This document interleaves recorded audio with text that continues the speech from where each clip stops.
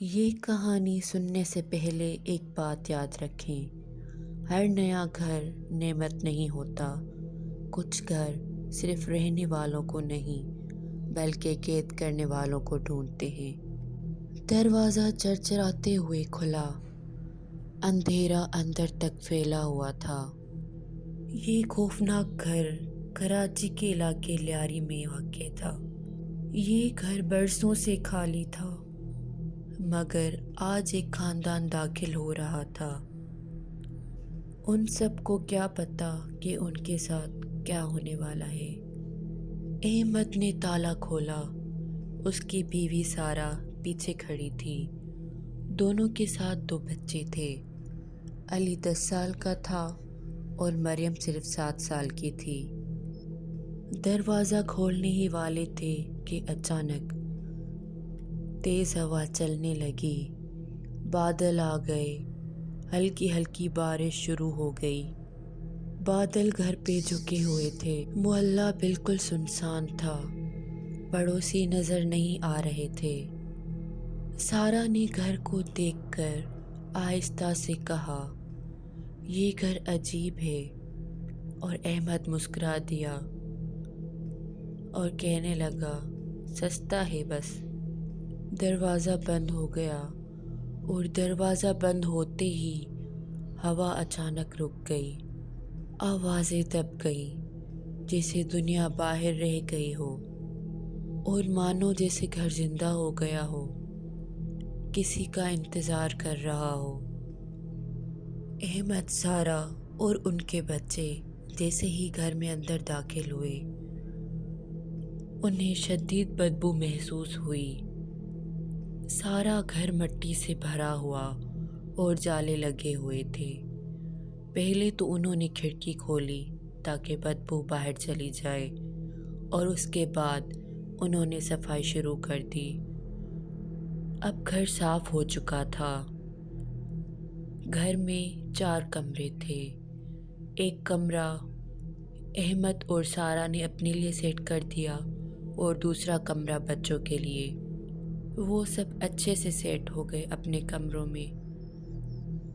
اب سب نے کھانا کھا لیا تھا۔ رات ہو چکی تھی۔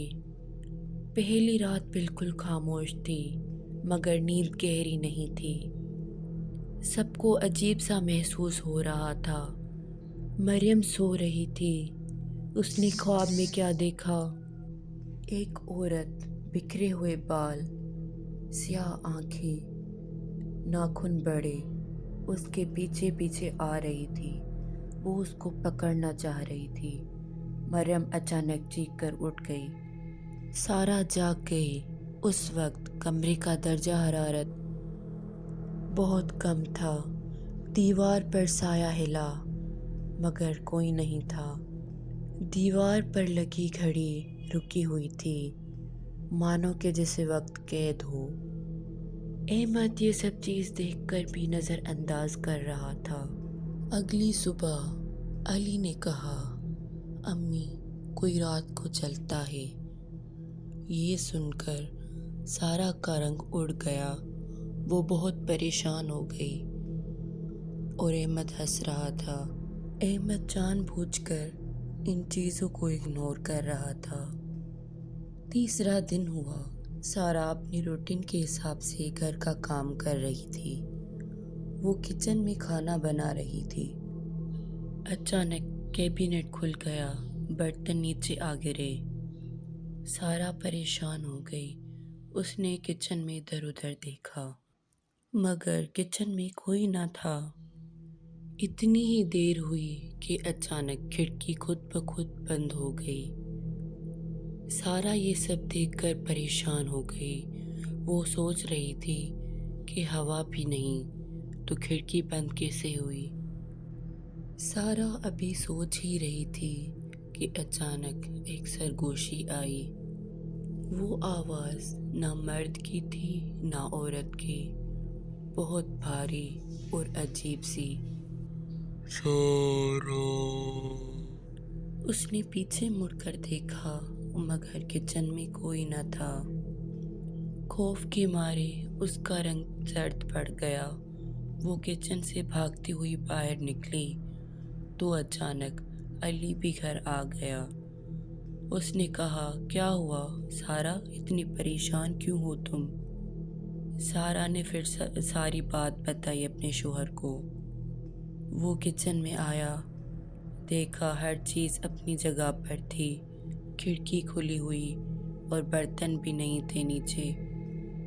احمد نے کہا، کچھ نہیں، بس تمہارا وہم ہے، ہر چیز اپنی جگہ پر ہے، تم پریشان نہ ہو، جا کے آرام کرو۔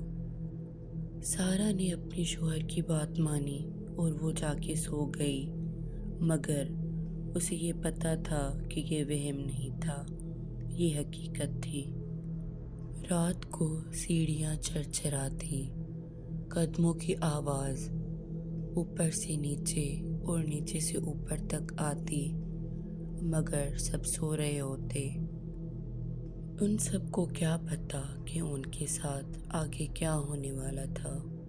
صبح کا ناشتہ کرتے ہوئے مریم نے کہا، وہ آنٹی مجھے بلاتی ہے۔ سارا کانپ گئی، وہ پریشان ہو گئی اور کہنے لگی، کون سی آنٹی؟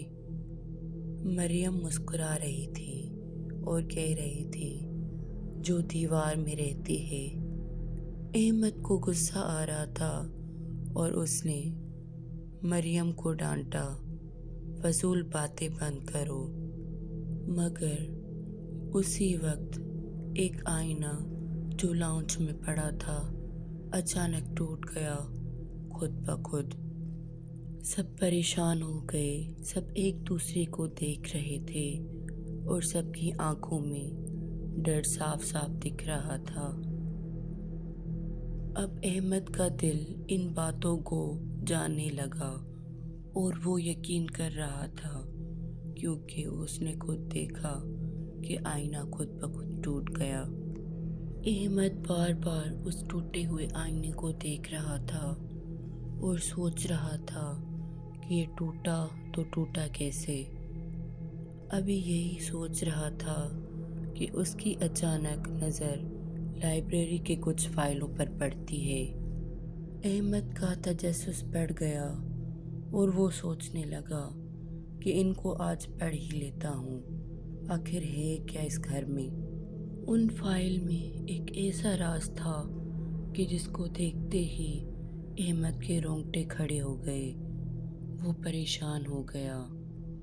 اس فائل میں ڈیتھ سرٹیفکیٹ تھے مالکان کے، جو اس گھر کے مالک تھے۔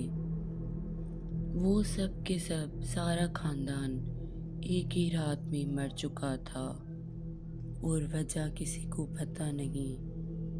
یہ سب دیکھ کر احمد کا رنگ زرد پڑ گیا۔ وہ پریشان ہو کر سارا کے پاس گیا اور اس کو یہ ساری چیز بتائی۔ سارا تو پہلے ہی ڈری ہوئی تھی، اب احمد بھی ڈر چکا تھا۔ سارا نے گھر چھوڑنے کو کہا، مگر احمد نے انکار کیا اور کہنے لگا، ہم نے پیسے لگائے ہیں، ایسے کیسے جا سکتے ہیں ہم۔ سارا کے چہرے پر خوف اور پریشانی صاف دکھ رہی تھی، مگر وہ احمد کی بات سن کر چپ رہ گئی۔ اسی رات اچانک سے کمرے کا دروازہ خود بخود لاک ہو گیا۔ اتفاق سے سب لوگ اسی کمرے میں بیٹھے تھے۔ وہ سب پریشان ہو گئے، ایک دوسرے کو دیکھنے لگے اور کہنے لگے، یہ دروازہ کس نے بند کیا؟ احمد نے کہا، دروازے کی چابی کہاں ہے، لا دو۔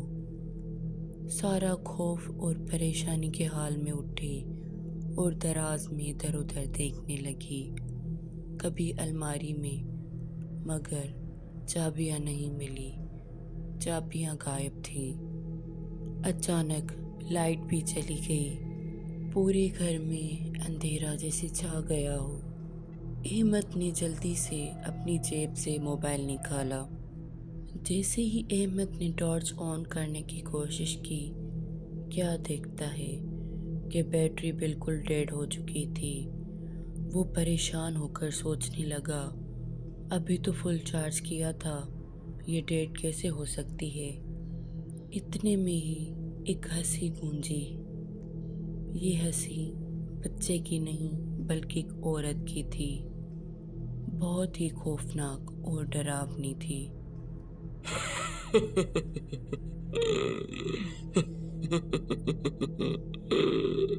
سب پریشان ہو گئے۔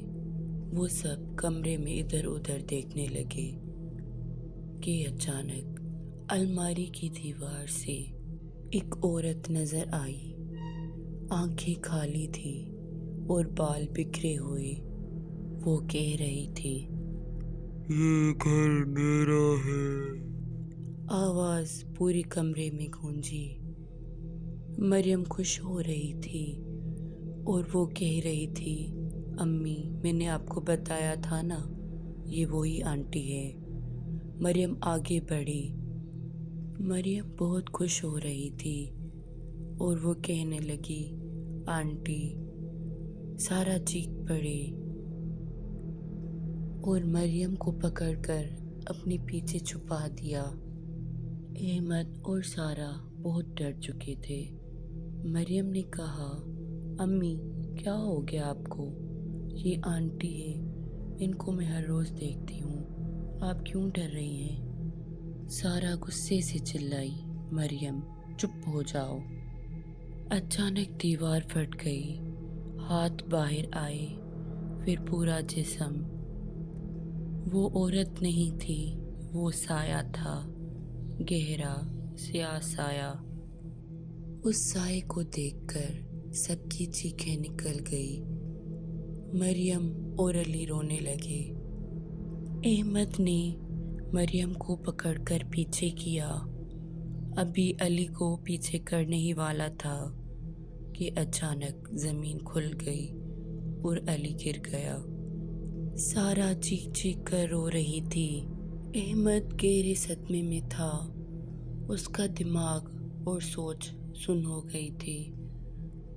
وہ کچھ سمجھ نہیں پایا کہ کیا کرے۔ پورے گھر میں ہنسی کی آواز گونج رہی تھی، ہر کمرہ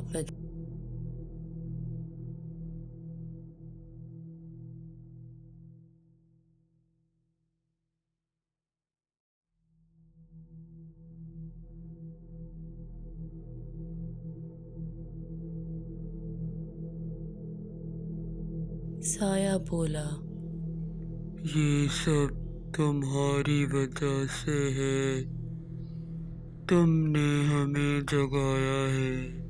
احمد نے کانپتی ہوئی آواز میں کہا، ہم نے کیا کیا ہے؟ سائے نے بولا، یہ گھر زندہ ہے، اسے خاندان چاہیے۔ مریم کانپتے ہوئے رو رہی تھی کہ اچانک اس عورت نے مریم کی طرف دیکھا اور مسکرائی۔ مریم اچانک خاموش ہو گئی، وہ بالکل ساکت ہو گئی۔ احمد اور سارا مریم کو دیکھنے لگے اور کہنے لگے، مریم کیا ہوا بیٹا؟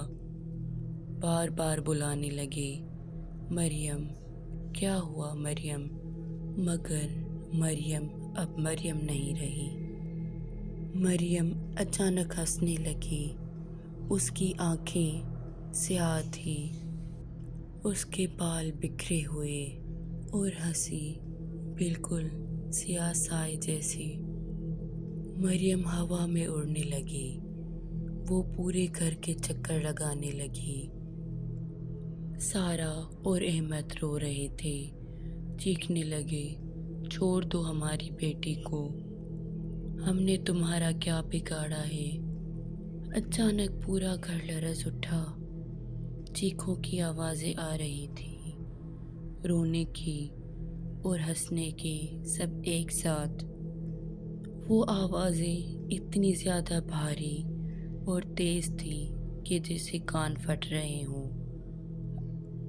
احمد اور سارا کان بند کر کے نیچے بیٹھ گئے۔ صبح ہوئی، سورج نکلا اور محلے والے جاگے مگر گھر خاموش تھا۔ نیا رنگ اور نیا تالا۔ پڑوسیوں نے کہا نیا خاندان آیا ہے۔ دروازے پر 4 لوگ کھڑے تھے، احمد، سارہ، علی اور مریم۔ سب مسکرا رہے تھے، آنکھیں کھلی تھی اور گھر سے ہنسی کی آواز گونج رہی تھی۔